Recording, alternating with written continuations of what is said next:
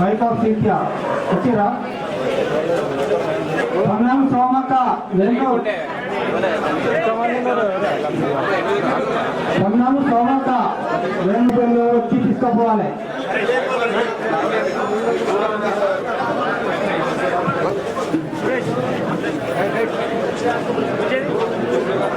భానవతి నాగమ్మ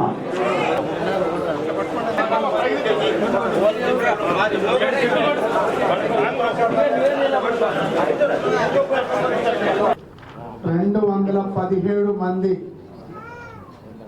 పేద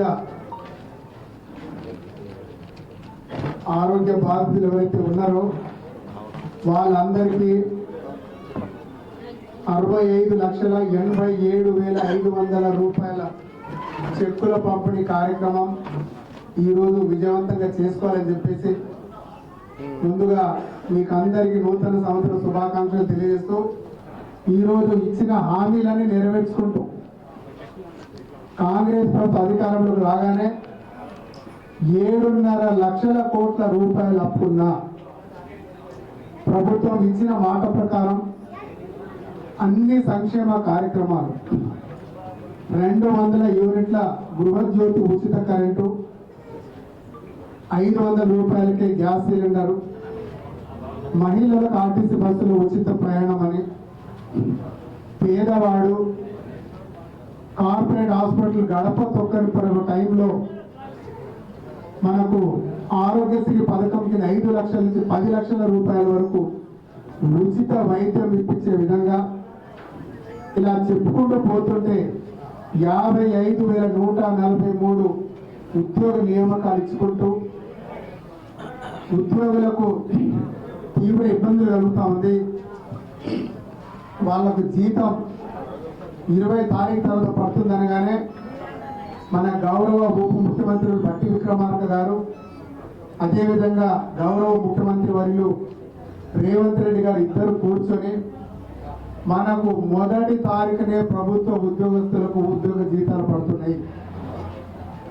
వాళ్ళకు ట్రాన్స్ఫర్లు గత 15 సంవత్సరాల నుండి ఆగిపోయిన ట్రాన్స్ఫర్లు చేసినాం. భార్య భర్తలు ఒకటే ప్లేస్లో ఉండి పని చేసుకునే విధంగా ఇలా చెప్పుకుంటూ పోతూ ఉంటే ప్రజలకు, బడుగు బలహీన వర్గాలకు, అదే ఉద్యోగస్తులకు, వ్యాపారస్తులకు, ప్రతి ఒక్క సామాజిక వర్గానికి న్యాయం చేసే విధంగా ప్రభుత్వం అనేక సంక్షేమ పథకాలు చేసుకుంటూ అభివృద్ధి పథకంలో కూడా ముందంజ ఉంది మన కాంగ్రెస్ ప్రభుత్వం. నేను గెలిచిన తర్వాత మహబూబాబాద్ నియోజకవర్గానికి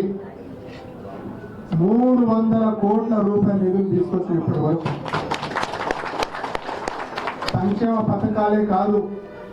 అభివృద్ధి బాటలు కూడా మనం నడుద్దామని చెప్పేసి మనము కే సముద్రానికి